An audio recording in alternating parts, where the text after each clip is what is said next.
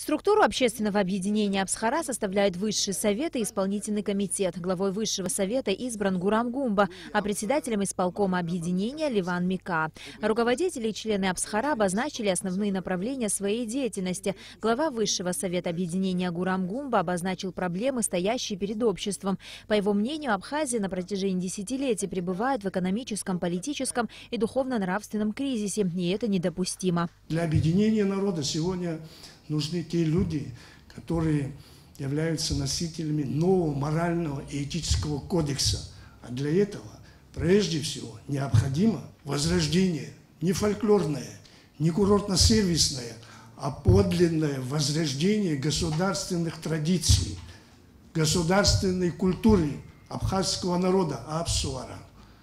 Подлинное возрождение абхазской государственности Абсхара. По мнению члена общественного объединения Абсхара Адгура Лагвилава, органы местного самоуправления являются номинальными. Он также затронул тему коррупции в стране. Мы считаем, что центральная власть должна заниматься вопросами безопасности, внешней политики, представлять и реализовывать долгосрочные планы развития. Вопросы же местного значения должны всецело входить в компетенцию выборных местных органов. Проблема минимизации коррупции – одна из самых актуальных, которые стоят перед нашим государством. Помимо мер государственного характера, механизмов контроля и наказания коррупционных преступлений, нужна работа по информационной поддержке борьбы с коррупцией.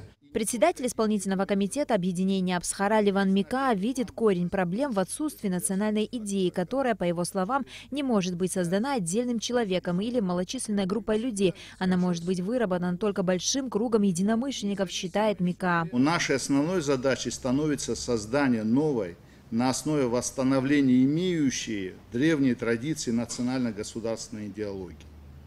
Мы решили создать интеллектуальную площадку для ученых, институтов, организаций и всех заинтересованных, чтобы на этом этапе проанализировать основные теории учения, которые могут стать методологической основой для ее разработки. Члены Абсхара считают необходимым превращение объединения в общенациональный центр, в котором генерировались бы идеи выработки концепции развития независимого абхазского государства, где комфортно жилось бы всем гражданам республики, независимо от этнической, религиозной, социальной и иной принадлежности.